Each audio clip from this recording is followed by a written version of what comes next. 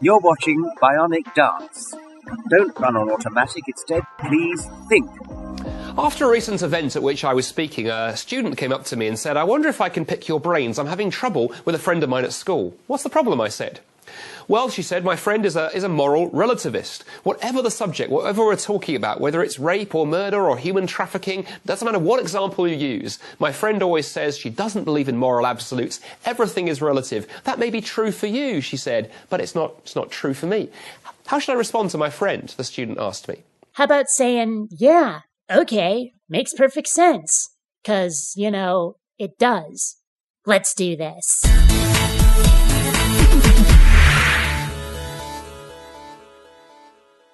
Greetings, fellow space travelers. BionicDance here. Today we're talking about morality. Is it objective or subjective? Is it absolute or is it relative? Well, as far as I'm concerned, Uncle Morality is definitely relative. I thought about it for a moment and then I said to her, next time you're talking to her friend and she denies that she believes in any form of moral absolute, any moral truth, just reach over and steal her iPhone, blatantly take her mobile phone. I suspect that very quickly your friend will start protesting, "Give me back my phone." And then you say to your friend, "But I didn't think you believed in moral absolutes." Let's see if I understand this correctly. You take your friend's phone. She gets grumpy about it.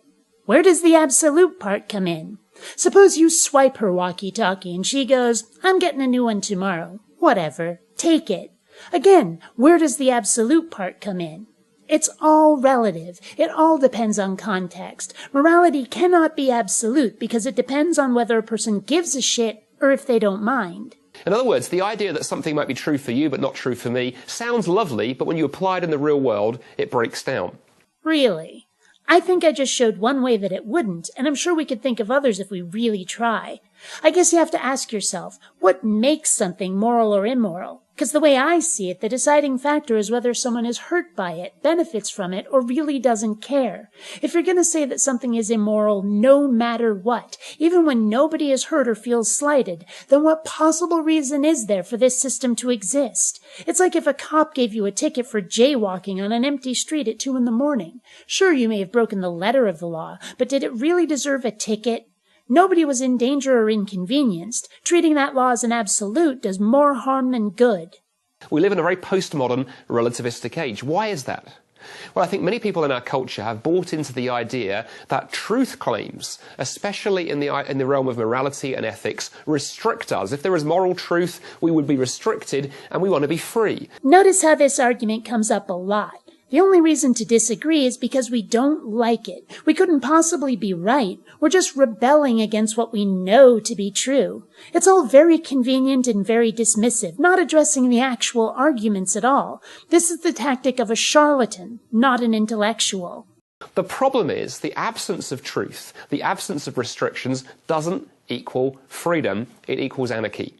Equating truth with restrictions is a false comparison. Even without truth, there can be restrictions. Whether there is an absolute morality or not, if we don't like something, we can still forbid it. Anarchy is not the result of lacking absolute truths, but it does mean that the law which exists will be rooted in ambiguity, the product of preference and opinion, perspective. Far from it being the moral relativists desiring freedom from restriction, I think it's the absolutists who want the security of certainty. Just think about something like a game of hockey for a moment. If you removed every rule from the hockey match and just let the players do entirely what they wanted, would you have freedom? No, you'd have utter anarchy. You'd have no game at all. The game couldn't be played. We need structure for life, society, things to function. I'm not sure whether you're aware of this, but the rules of hockey, kind of made up by humans too. We don't need absolutes to have rules. Remove rules, remove all regulations, deny truth. You have not freedom, but anarchy. I hope by now we're all aware of both how and why truth does not belong on that list. One last thought, though. Imagine that you were to go and stand on the highest building in downtown Toronto, where I live, the CN Tower.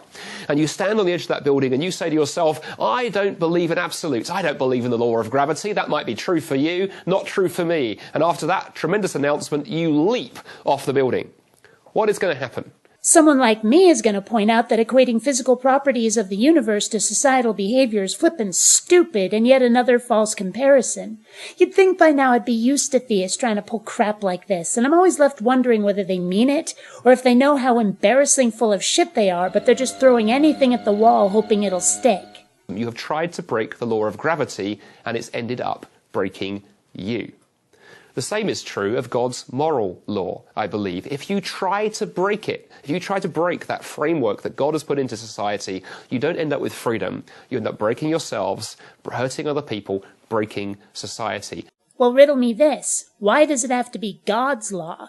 I mean, you seem to have a real hard-on for rules, but by what logic does it have to be rules handed down by a god? A god you can't prove exists and is not believed in by large swaths of the planet. How does that make any sense? I agree with the need for structure and rules. I just disagree with you on where they come from and how set in stone they may be. And that's why God had to take the radical step of sending his son, Jesus Christ, who claimed to be truth itself. Oh, blah, blah, blah. Claim to be truth itself. I can claim to be Superman's fourth cousin twice removed, come to Earth from the bottle city of Kandor, but that doesn't make it true. And that, I believe, is true for me, it's true for you, it's true for each one of us. Well, go ahead and believe whatever the Hades you like. I'll go on thinking what I think. Let's see whose side seems to work out best, causes the least friction. Somehow I don't think it'll be the side that has a lot of rules that'll make people's lives worse when they're not actually harming anybody against their will. In other words, not your side. Until next time, fellow space travelers, this is BionicDance saying don't run on automatic. Instead, please think.